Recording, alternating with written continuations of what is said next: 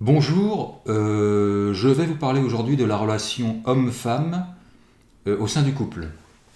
J'ai eu envie de faire cette vidéo en regardant un épisode de Ma sorcière bien-aimée. Je vais vous passer tout de suite un extrait de cet épisode que j'ai vu donc, et on en parle juste après.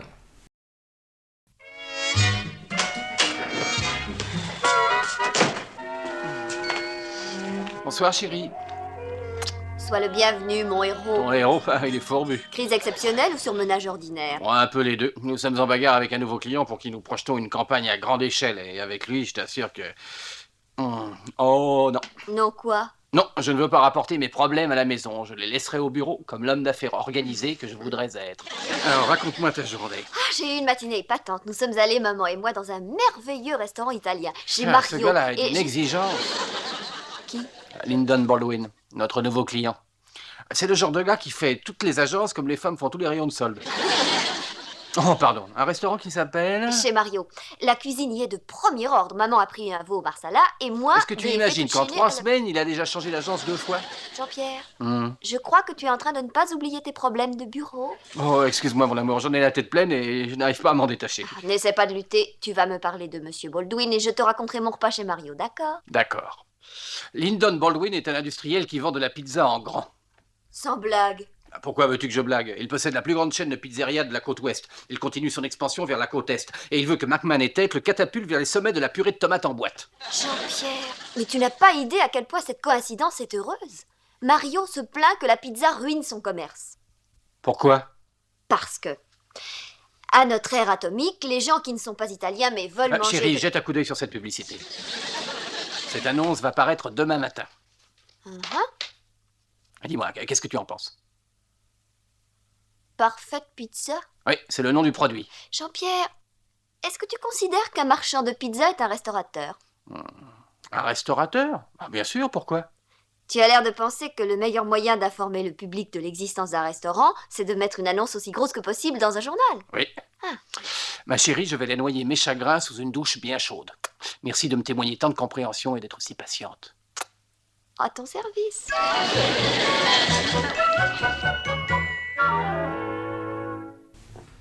Alors voilà. Quelque chose m'a frappé dans cet épisode, et notamment donc dans cet extrait. Alors je précise qu'il s'agit de l'épisode numéro 35 de la saison 1 de Ma sorcière bien-aimée. Donc on voit Samantha avec son mari Jean-Pierre, qui aux États-Unis s'appelle Darren, dans la série. Il faut rappeler que Ma sorcière bien-aimée, qui en américain s'appelait Bewitched, la saison a commencé, la première série a commencé en 1964, septembre je crois, 64. Donc là, il s'agit de l'épisode numéro 35 de la saison 1, qui s'intitule exactement Le restaurant de Mario. Donc là, je pense qu'on est en 1965. Alors, c'est important parce que, de préciser ça, parce que, évidemment, une série télévisée, un feuilleton, reflète les mœurs de l'époque. Et c'est le cas, évidemment, dans cette série-là. Donc, on est en 1965 aux États-Unis. Alors, qu'est-ce qui m'a frappé dans cet extrait que je viens de vous montrer? Qu'est-ce qui m'a interpellé, qu'on ne voit jamais, enfin dont on ne parle jamais en réalité? Eh bien, c'est qu'on voit que Samantha et son mari ont de la considération l'un pour l'autre. Et ça, c'est quelque chose maintenant d'assez exceptionnel, je trouve. Je ne dis pas qu'avant, tout se passait bien dans tous les couples et qu'on trouvait de la considération entre la femme et son mari absolument partout. Non, non, mais néanmoins, il faut bien comprendre une chose. La manière dont est tournée cette série, Ma sorcière bien-aimée, évidemment, comme je le disais, s'appuie sur les mœurs de l'époque. Et aujourd'hui, si des scénaristes souhaitaient écrire une série du même style, ils ne l'écriraient pas du tout de la même. Les scénarios ne seraient pas du tout écrits de la même manière.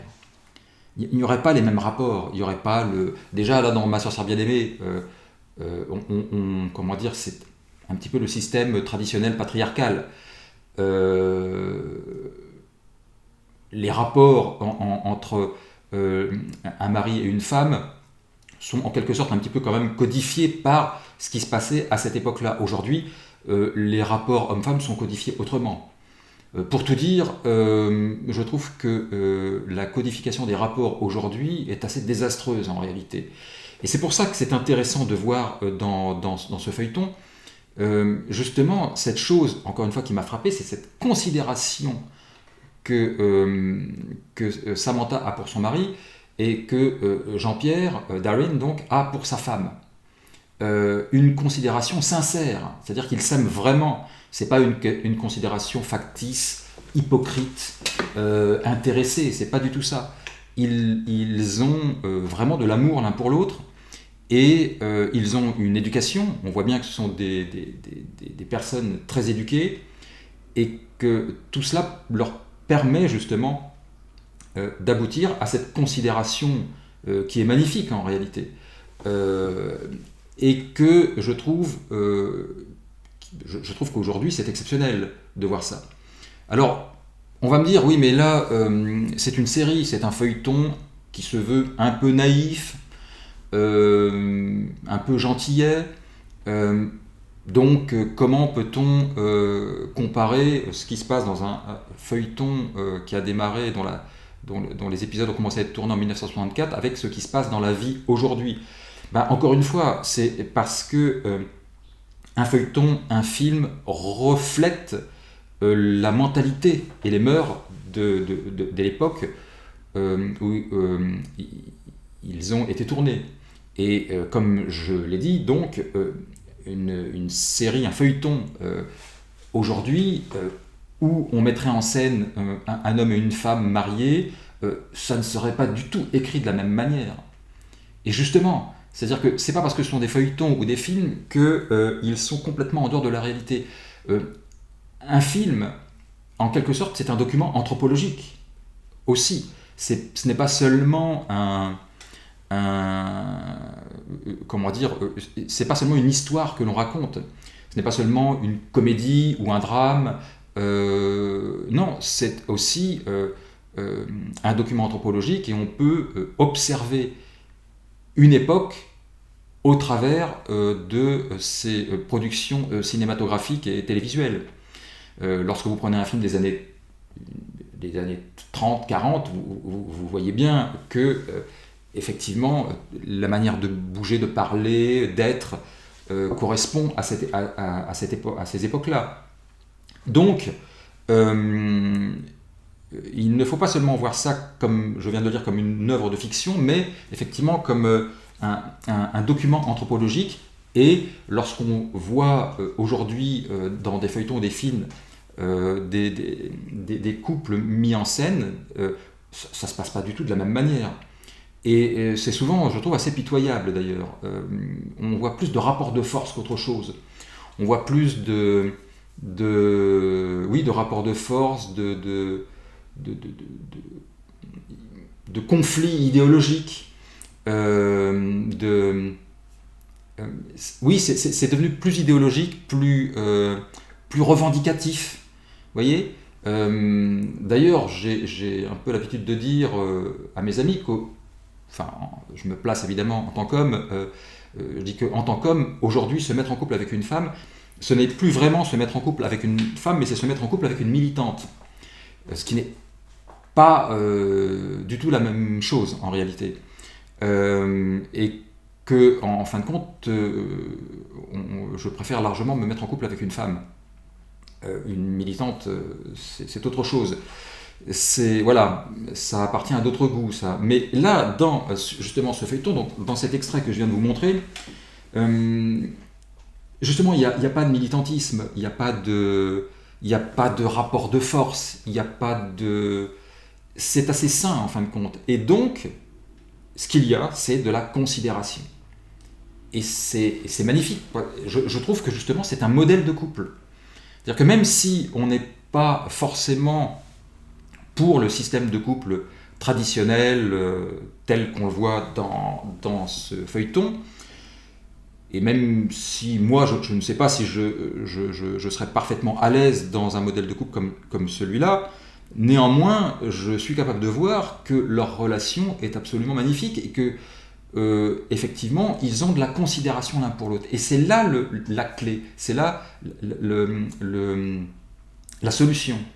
On ne trouve, encore une fois, plus vraiment ça aujourd'hui. Je ne dis pas qu'il n'y a pas des couples qui s'aiment aujourd'hui, mais c'est plus du tout la même chose.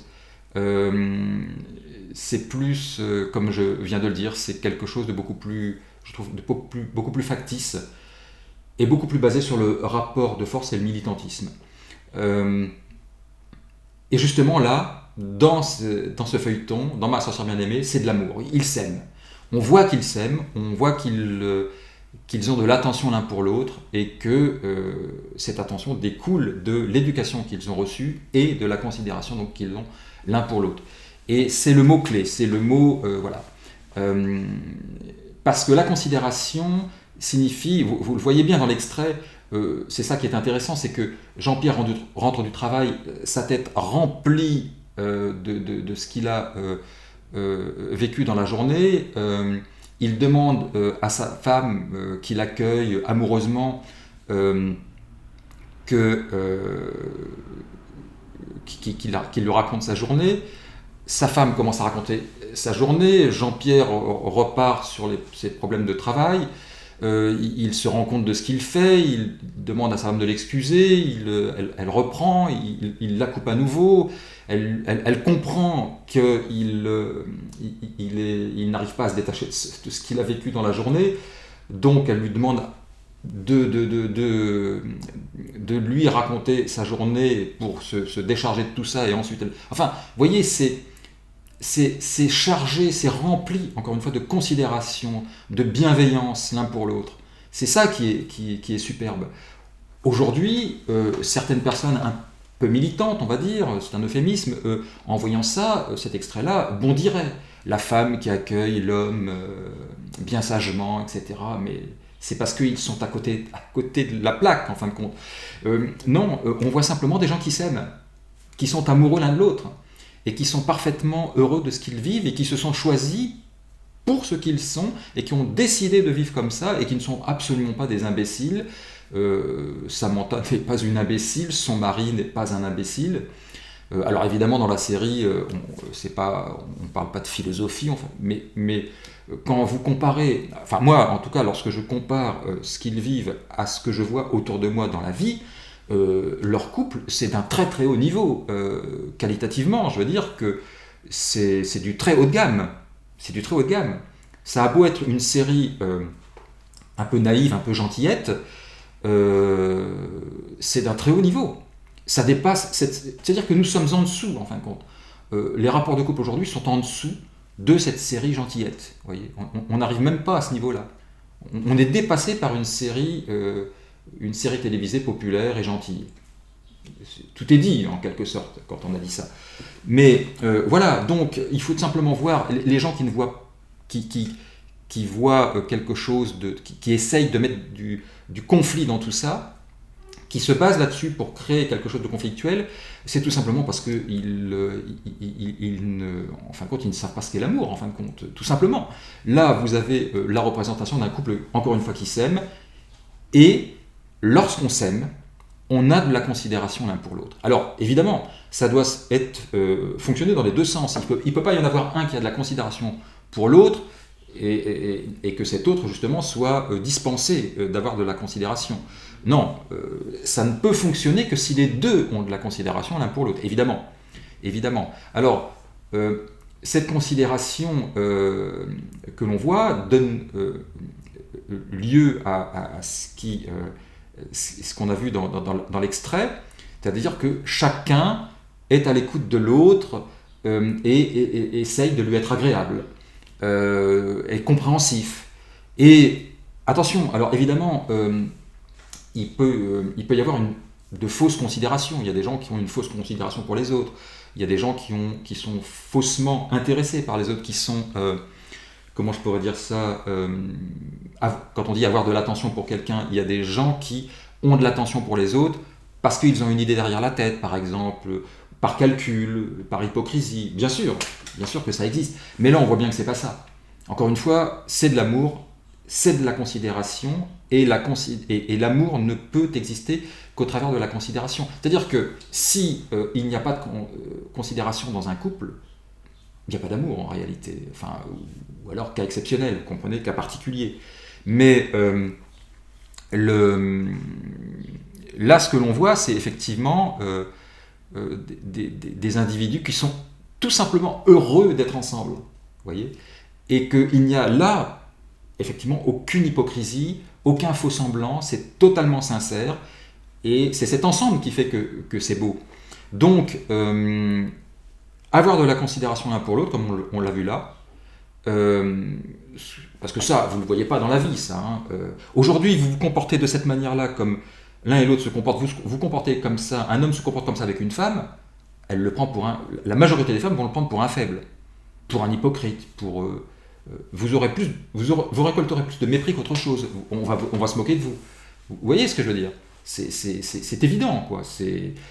Alors que tout le monde réclame la considération. Hein, mais nous sommes dans une époque malade où les gens, quand vous leur donnez ce qu'ils réclament, ils n'en veulent pas finalement. Ils le critiquent, ça ne leur va pas. Parce que justement, ils sont complètement paumés, ils ne savent plus où ils sont, ils ne savent plus où ils habitent, ils ne savent plus qui ils sont, ils n'ont plus de culture, d'éducation. Enfin, c'est le néant complet. Donc c'est pour ça que ils disent tout et son contraire en réalité. Et là, on a dans cette série, là, dans Ma sœur bien-aimée, et dans cet extrait, on a quelque chose de structuré. Parce que, encore une fois, ce sont des gens éduqués. Et je dirais même que si on se disait, ah oui, c'est vrai que ce modèle-là est intéressant, c'est vrai que c'est beau, on va essayer de faire la même chose. Mais même, je dirais que j'aurais pas découragé, certaines ambitions, mais en réalité, même ceux qui voudraient faire comme ça, aujourd'hui, n'y arriveraient plus, je crois. C'est-à-dire que pour en arriver à ça, encore une fois, il faut avoir eu avoir baigné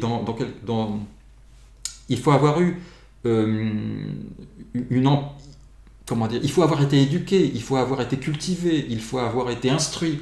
Il faut construire des êtres qui sont stables, équilibrés, à peu près sains, enfin bon, avec les défauts inhérents à la nature humaine, évidemment. Hein. Vous n'aboutirez évidemment jamais à la perfection, mais avoir des gens effectivement à peu près éduqués et donc qui peuvent construire un couple comme ça. Mais étant donné comme les gens évoluent et sont éduqués, comment voulez-vous aboutir à ça ? C'est impossible. Et même, je vous l'ai dit, les gens ne comprendraient même plus ça. Je me comporterais moi comme ça avec une femme, elle tomberait des nues, elle ne comprendrait pas bien. Et une femme se comporterait comme Samantha avec un homme, elle aurait intérêt à bien le choisir parce que il comprendrait pas non plus. Vous voyez, c'est. Mais en fait, pour dire les choses franchement, je pense plus que c'est que c'est une femme qui comprendrait moins en réalité.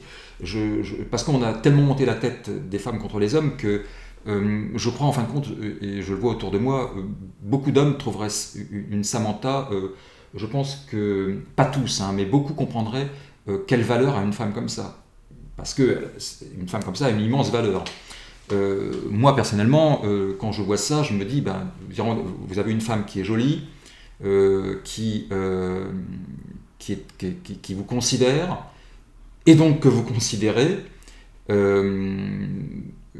ou que vous considérez et donc qui vous considère, qui est élégante quand elle sort, qui est, enfin voilà, c'est un rêve. C'est un rêve. Mais enfin, à l'heure actuelle, ça reste un petit peu à l'état de rêve.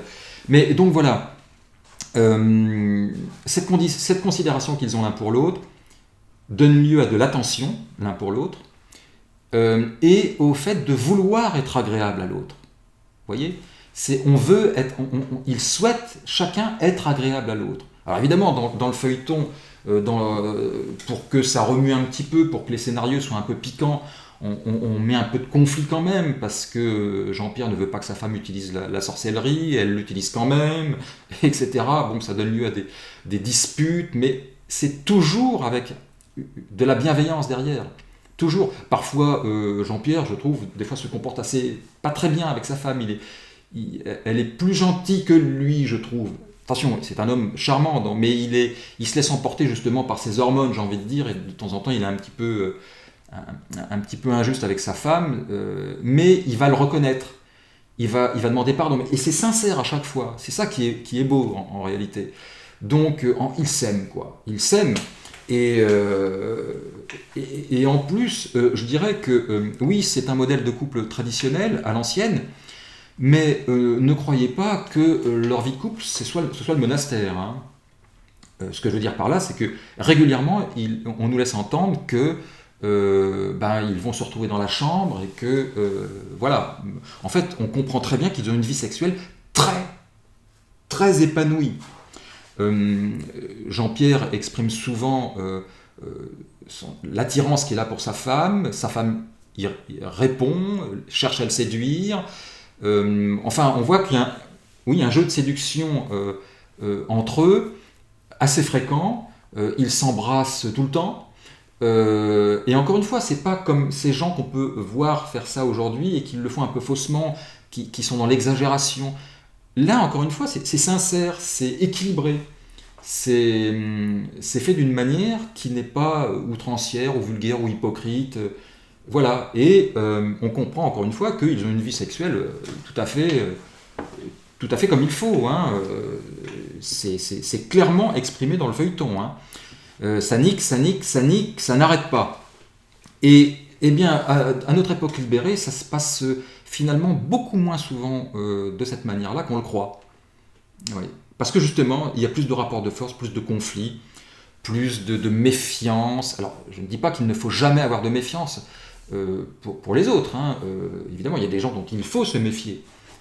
Comme à l'époque où a été tournée la série Ma sorcière bien-aimée, évidemment. Mais aujourd'hui, tout est mal pris de toute façon, tout est mal vu. Donc voilà, ce couple traditionnel à l'ancienne, finalement, est beaucoup plus épanoui, beaucoup plus heureux que la plupart de ce que l'on peut voir autour de soi aujourd'hui. Alors que nous sommes censés aujourd'hui être libérés, vous voyez. Mais enfin, comment peut-on croire que nous sommes libérés? Enfin, moi, je n'y crois pas une seconde. Je ne vois pas des gens libérés autour de moi. Je vois des gens de plus en plus cadenassés. Voilà. Donc, oui, quand vous voyez Ma sorcière bien-aimée, vous pouvez quasiment avoir une petite larme en disant « Oh là là, qu'est-ce que c'est ?» Enfin, c'est enviable. Voilà. Donc, ce que je veux dire, c'est aussi que avoir de la considération l'un pour l'autre, comme je le disais, c'est vouloir être agréable à l'autre. C'est-à-dire qu'il en découle cette volonté d'être agréable à l'autre. Parce que, encore une fois, c'est ça aimer. Aimer quelqu'un, c'est vouloir lui être agréable. C'est le considérer. C'est, être attentionné.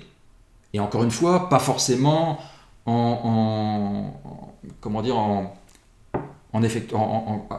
pas seulement par un déferlement de cadeaux, de tout un tas de choses comme ça, parce que trop, ça devient gluant, vous comprenez, ça, c'est pas... Et encore une fois, on peut regarder cette série Ma sorcière bien-aimée comme un modèle, en réalité. Ne regardez pas ça uniquement comme une petite série distrayante et gentillette. Hein. C'est quasiment vous pouvez prendre ça comme un cours universitaire quasiment. Hein. C'est tellement d'un niveau tellement au-dessus de ce que l'on voit autour de soi que ça, oui, c'est une série populaire comme celle-là peut devenir un modèle. On peut en tout cas piocher, prendre des choses qu'on ne sait plus faire. Voilà, on peut être enseigné par cette série.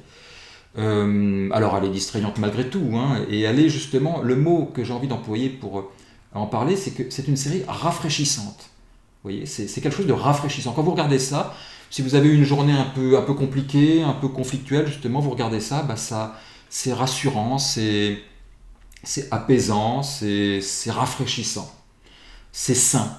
Vous voyez, il n'y a pas de prétention. C'est pas non plus de l'attention orgueilleuse. Parce qu'il y a des, comment dire, il y a des séries gentillettes, naïves, mais prétentieuses. Vous voyez, on vous donne des leçons, il y a des postures, ça se veut d'un romantisme un petit peu prétentieux.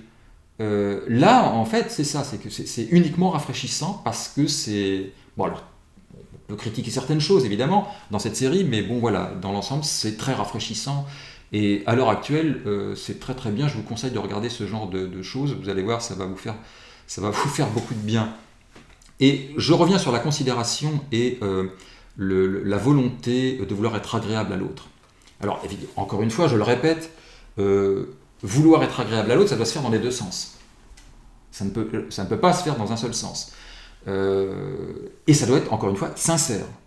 Donc, pourquoi aujourd'hui, entre autres, on cherche moins à être agréable à l'autre?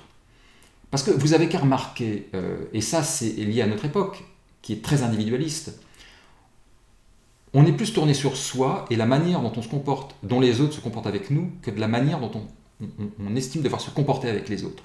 On le voit sur les réseaux sociaux, par exemple. On voit bien que les gens, le centre de l'univers, c'est eux. De quelle manière on leur parle, comment on les considère, justement. Mais ça ne va que dans un sens, souvent. Ils sont égratignés par un ou par rien du tout, leur ego est à fleur de peau, et justement, pour être agréable à l'autre, il faut donc considérer l'autre, et pour considérer l'autre, il ne faut pas être trop braqué sur son nombril, il ne faut pas être trop orgueilleux. Aujourd'hui, quand vous rencontrez quelqu'un, quand les gens sont face à d'autres personnes, ils cherchent plus à savoir comment les autres vont se comporter avec eux que comment ils vont ou comment ils doivent se comporter avec les autres. Par le passé, autrefois, on était éduqués, il nous était enseigné justement, on nous apprenait à bien nous comporter justement. Comment doit-on on nous expliquait comment on devait se comporter avec les autres. C'était très important de se tenir. Alors, il faut relativiser après tout ce que je dis. Vous comprenez bien que je ne peux pas être tout le temps précis. Mais bien se tenir aussi, ça ne veut pas dire être guindé forcément.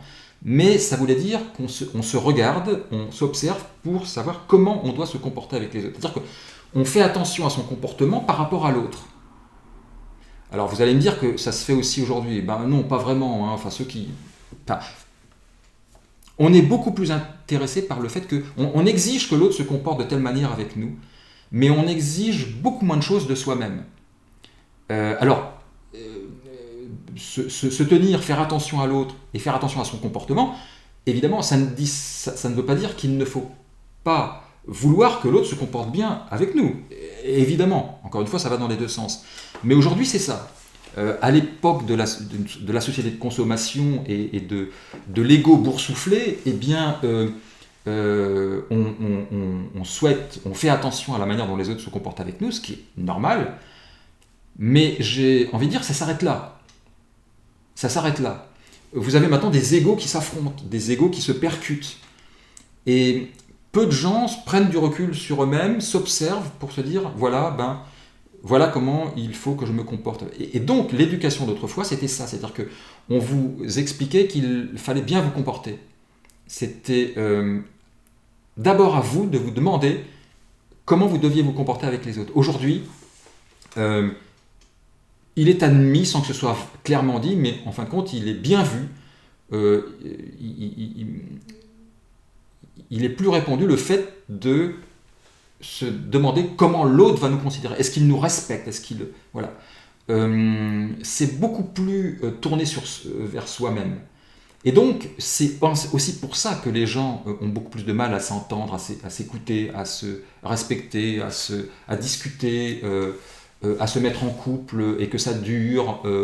C'est beaucoup plus compliqué. Parce qu'on dit, voilà... D'ailleurs, vous le voyez, quand vous écoutez les gens... et notamment les femmes, qu'il m'arrive parfois d'entendre expliquer comment elles veulent que l'homme se comporte, voilà, elles souhaitent ceci, elles souhaitent qu'on leur apporte cela. Les hommes, ça se passe autrement. Je dis pas que c'est différent. Enfin, je dis pas qu'ils ne sont pas braqués sur leur nombril, loin de là, parce que tout le monde est braqué sur son nombril aujourd'hui, homme ou femme, de toute manière. Mais ça s'exprime pas tout à fait de la même manière. Mais on voit que les gens ont des exigences. Ils exigent que l'autre soit comme ci, comme ça, dans le couple notamment. Voilà, je veux qu'on me respecte, je veux. Alors tout ça c'est normal, bien sûr. Mais on est, comment dire. Et vous voyez, justement, on dit dans un couple il faut qu'il y ait du dialogue. Mais enfin, c'est une vaste blague. J'entends ça tout le temps, depuis très longtemps. Il faut du dialogue dans un couple. Et pourquoi je dis que c'est une blague ? Mais parce que c'est une chose de le dire, mais est-ce que vous le constatez souvent dans les faits ? Très rarement, puisque avoir un dialogue, justement, c'est quand quelque chose nous fâche, nous contrarie, pouvoir le dire à l'autre, pouvoir en discuter, et pouvoir essayer de trouver un terrain d'entente. C'est-à-dire que l'autre, s'il se rend compte qu'il a fait quelque chose qui n'est pas forcément très bien, ou qu'il ne s'est pas forcément bien comporté, il va devoir le reconnaître. Mais la personne qui lui fait reconnaître, celui du couple qui fait voir à l'autre un défaut ou un mauvais comportement, lui aussi peut être critiqué par celui du couple par sa femme ou par son mari qu'il vient de critiquer. C'est-à-dire que, pour être plus clair, parce que là ce que je dis est un peu confus, en fait pour qu'il y ait un dialogue, il faut être capable d'entendre les critiques justifiées, évidemment. Et donc, s'il y a de la considération,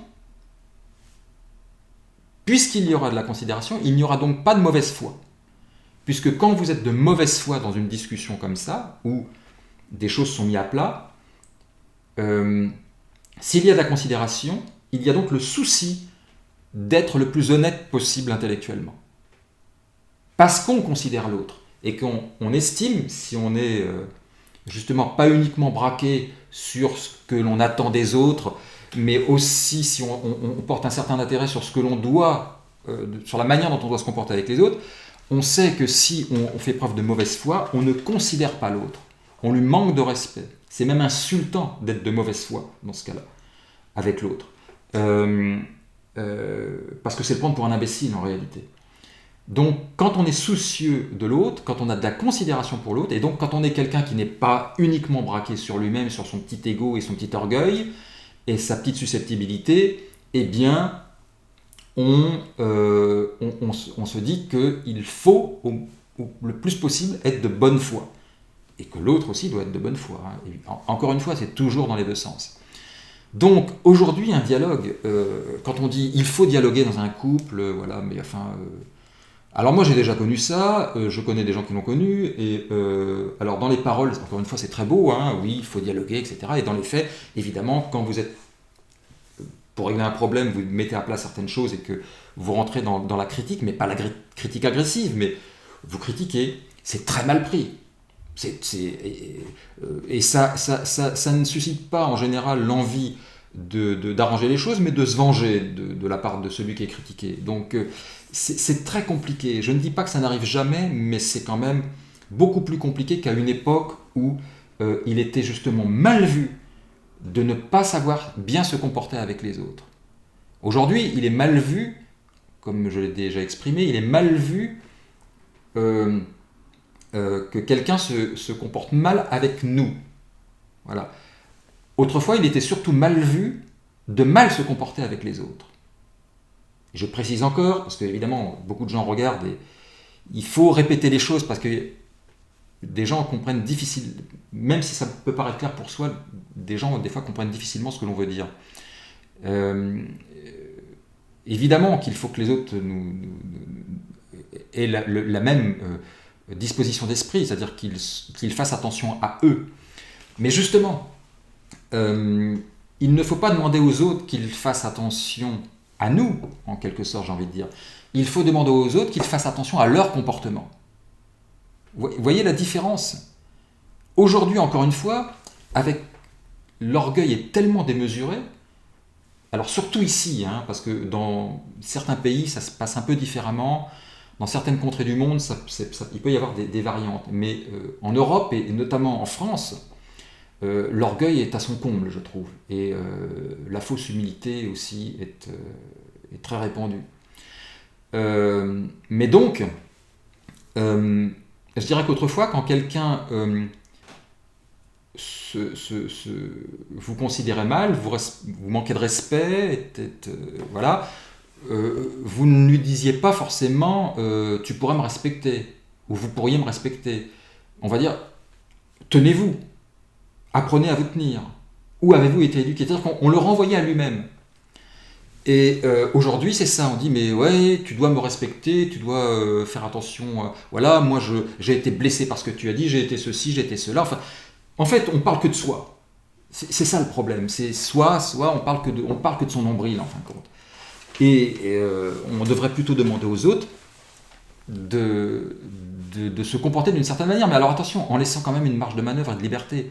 Parce que, étant donné, encore une fois, qu'il y a tellement d'orgueil et de vanité aujourd'hui, que ce que je dis là va être souvent mal compris, c'est-à-dire qu'on va dire « Ah bah oui, les autres, ils doivent apprendre à se tenir et à se comporter, c'est-à-dire qu'il ne faut pas qu'ils disent ça, il ne faut pas qu'ils pensent ça, il ne faut pas, parce que sinon, ça va, moi, me fâcher et me vexer. » C'est-à-dire qu'en fin de compte, ils vont ramener ça, ils vont utiliser ce que je dis pour ramener ça à leur ego, et pour mettre ça encore une fois à leur service.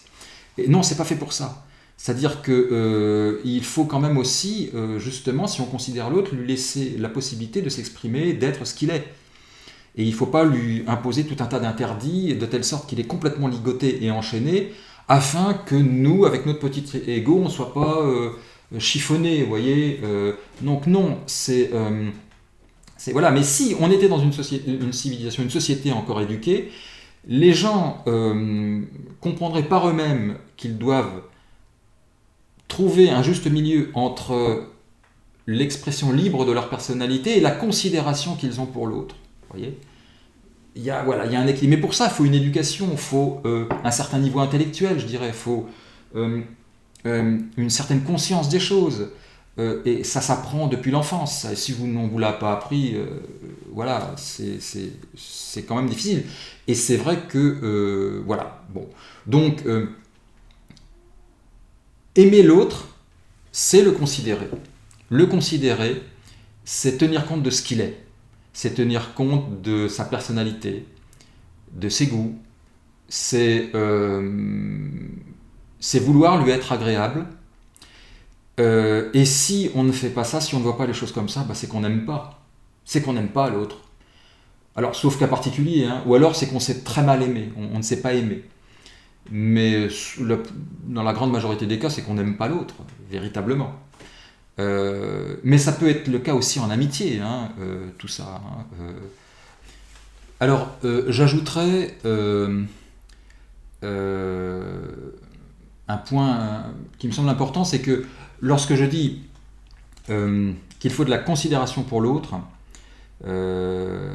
et vouloir et être soucieux d'être agréable à l'autre, de vouloir lui faire plaisir, il y en a, pour ainsi dire, ils s'arrachent les cheveux quand ils entendent ça, vous comprenez, parce que c'est quasiment vu par beaucoup de gens comme étant c'est comme si on leur demandait de se soumettre. Considérer l'autre et vouloir lui être agréable, beaucoup de gens, et notamment évidemment chez les femmes, c'est considéré comme se soumettre et voir ça comme une attitude qui permet à l'autre d'en profiter.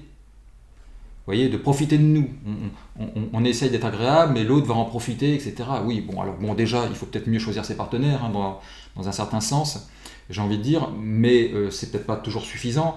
Et puis surtout, ce que je pense, c'est que de toute façon, on est dans une époque tellement tarée, tellement tordue, que des choses normales, des choses simples sont mal perçues par les gens. C'est-à-dire qu'il y a beaucoup de gens qui voient du mal là où il n'y en a pas forcément. Et alors, on peut voir effectivement, ça ne veut pas dire que quand on voit du mal quelque part, il n'y a pas le mal que l'on voit dans ce quelque part. Mais aujourd'hui, le mal est vu partout. Partout. Donc là où il se trouve et là où il ne se trouve pas. Ce qui fait que, effectivement, dire il faut chercher à être agréable à l'autre et d'abord se regarder, d'abord le mot m'échappe, d'abord se remettre en question, mais c'est pas ça, c'est pas le mot que je cherche. D'abord travailler sur soi, d'abord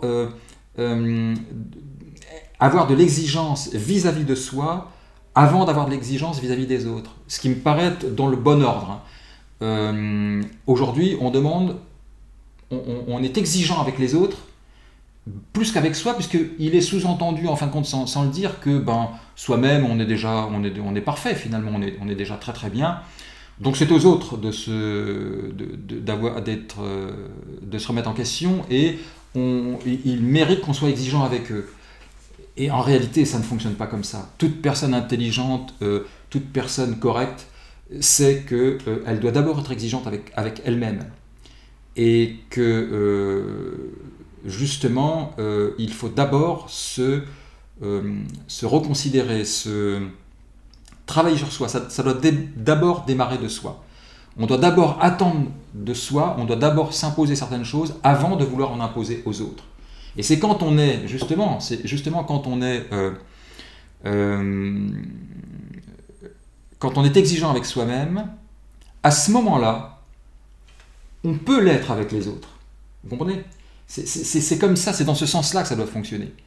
Et là, aujourd'hui, on demande aux autres d'être exigeants avec nous, mais sans travailler sur soi, sans être exigeants avec nous-mêmes, sans nous imposer ou nous interdire certaines choses, sans nous régler, sans nous tenir.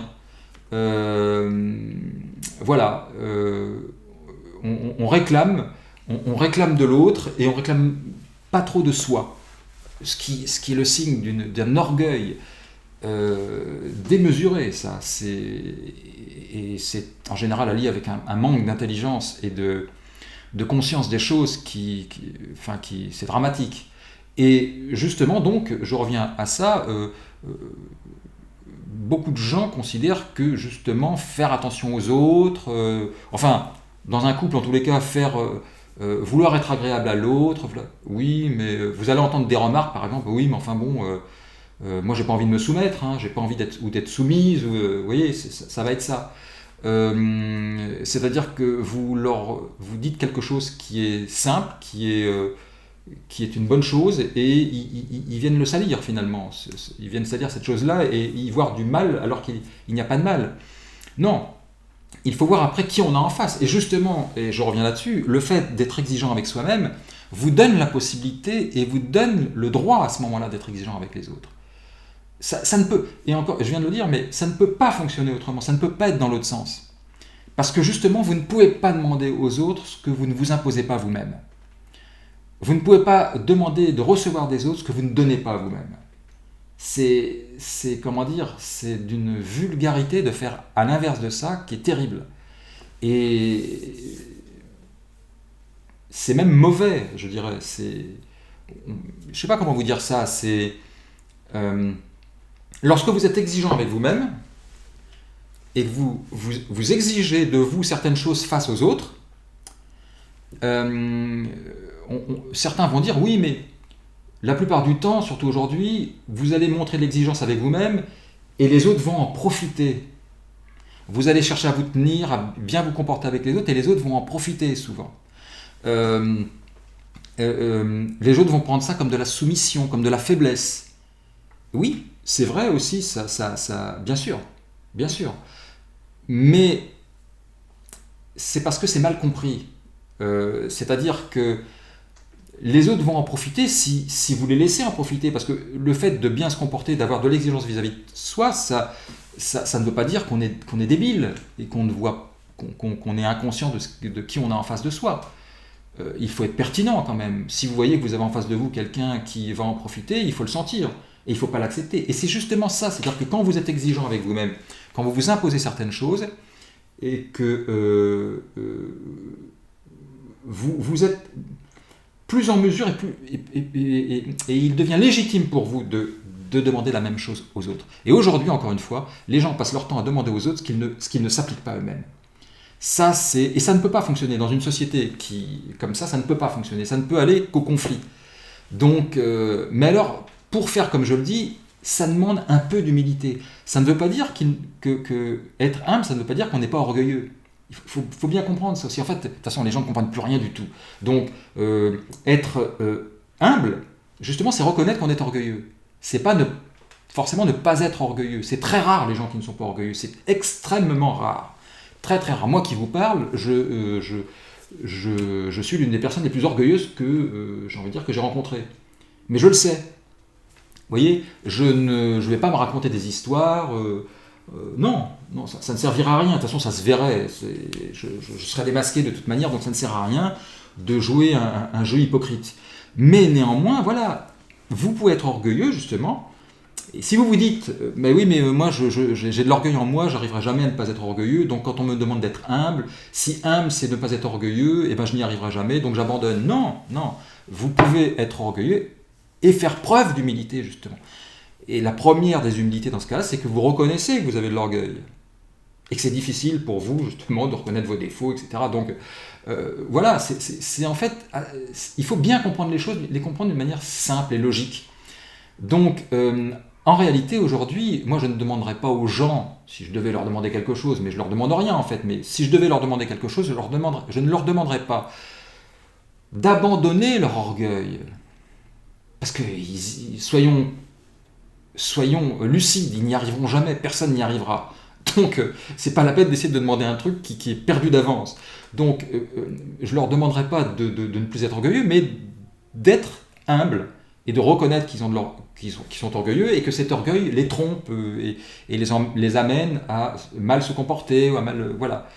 Donc, être humble, s'humilier au bon sens du terme, c'est justement se froisser un peu son orgueil, mais pour la bonne cause, vous voyez. Et il n'y a que comme ça que vous pouvez établir des relations saines avec les autres. Ça ne veut pas dire qu'il n'y aura jamais de conflit, ça, mais voilà, ce sera plus simple que ce que l'on voit aujourd'hui, qui est absolument catastrophique et désastreux, quoi. Mais voilà, donc considérer l'autre et vouloir lui être agréable, ce n'est pas se soumettre. Ça n'est pas, enfin vous faites ce que vous voulez, hein, mais ça n'est pas se soumettre. Et si l'autre cherche à en profiter d'une manière malsaine, eh bien, séparez-vous-en. Voilà, ou remettez-le en place, ou faites-lui remarquer que vous faites un effort, et que lui aussi, et qu'il ne... Ou alors voilà, je veux dire que... Enfin, moi, excusez-moi, mais personnellement, enfin, je fais attention à ça. J'essaie de faire attention... je fais attention aux gens que je fréquente. Et si je vois qu'en me comportant d'une certaine manière, je vais être pris pour un con, si je vois ça chez l'autre, si je vois que l'autre va me prendre pour un imbécile, pour un con, ben je ne vais pas fréquenter cette personne-là. Vous comprenez ? Si je me dis, parce que je me dis, c'est un imbécile qui ne comprend pas que se comporter d'une certaine manière, avec voilà, se comporter à peu près bien, c'est... Ou alors ajouter quelque chose, c'est-à-dire qu'il y a des gens, vous pouvez vous montrer, vous tenir, bien avoir un comportement, être rigoureux vis-à-vis de vous-même, tout en ayant du caractère. Vous voyez, il y a plein de combinaisons possibles, en fin de compte. Il suffit de trouver celle qui nous est le plus adaptée, le but étant de ne pas toujours être là à réclamer des autres sans réclamer de soi-même, à toujours vouloir imposer aux autres sans s'imposer à soi-même. Hein, voilà, donc en gros c'est ça, il faut essayer d'aboutir à peu près à ça. Et donc, non, dans un couple où il y a de la considération, de l'attention, comment dire, dans le bon sens du terme, et une volonté d'être agréable à l'autre. Non, ce n'est pas quelque chose de bas, ce n'est pas s'abaisser, ce n'est pas se rabaisser, ce n'est pas se soumettre, non, ce n'est pas ça. Et si vous le voyez comme ça, c'est que vous avez un problème, c'est qu'il y a quelque chose là-haut qui est un peu détraqué. Voilà. Donc, voilà ce que m'a inspiré cet épisode, donc le restaurant de Mario, épisode 35 de la saison 1 de Ma sorcière bien-aimée. Le sujet aura donc été la considération que l'on a pour l'autre au sein du couple. Donc voilà, je reviendrai sur le sujet du couple, parce que c'est un sujet très intéressant et très riche, et qu'il y a beaucoup de choses évidemment à en dire. Voilà. Regardez Ma sorcière bien-aimée, n'est-ce pas ? Je regarde si j'ai pas oublié de vous dire quelque chose qui m'aurait semblé intéressant. Non, écoutez, je crois que tout a été dit. Ah oui, il y a quand même une chose que je vais ajouter. Une chose qui est quand même assez intéressante, parce qu'on voit bien que dans la série, le couple que forment Jean-Pierre Darrin, donc aux États-Unis, et Samantha, ce couple-là est incarné par deux acteurs dont on comprend bien que ce sont des gens plutôt bien. On comprend que ce sont des gens plutôt bien. Que, par exemple, le mari de Samantha, on se dit quand on le voit que, bon, il joue un rôle, mais il a l'air d'être, effectivement, il devait être un homme gentil, un homme sympathique, un homme qui n'était pas orgueilleux, il a l'air d'être assez fidèle à son rôle. Et en fait, quand on cherche un petit peu, on découvre que celui qui jouait le mari de Samantha, donc l'acteur Dick York, a gardé une très bonne relation avec Elizabeth Montgomery, celle qui joue le rôle de Samantha. Ils sont restés en contact même après le tournage de la série. Et Dick York a écrit une biographie dans laquelle il exprime tout l'amour qu'il avait pour sa femme. C'était quelqu'un qui était passionnément amoureux de sa femme. Donc en fin de compte, il était fait pour le rôle. Vous voyez, il était fait pour ce rôle dans Ma sorcière bien-aimée. Et il a été malade. Et comment dire, disons que les dernières années de sa vie, il était sous médicaments. Et de chez lui, il téléphonait aux personnalités politiques ou autres pour venir en aide aux gens défavorisés. Et je trouve que ça correspond bien à ce que l'on ressent de lui lorsqu'on le voit dans la série. On comprend qu'il ne fait pas que jouer un rôle, c'est que ce rôle en quelque sorte lui colle un petit peu à la peau. C'était un homme bien. Voilà, enfin, en tout cas, voilà. Donc, comme je l'ai dit, amoureux de sa femme dans la vie. Donc avec certaines facilités pour jouer un rôle dans lequel il incarne un mari amoureux de sa femme. Voilà, c'est tout ce que je voulais ajouter. C'est quand même, je trouve que c'est un détail assez intéressant. Je vous remercie de m'avoir écouté et je vous dis à très bientôt.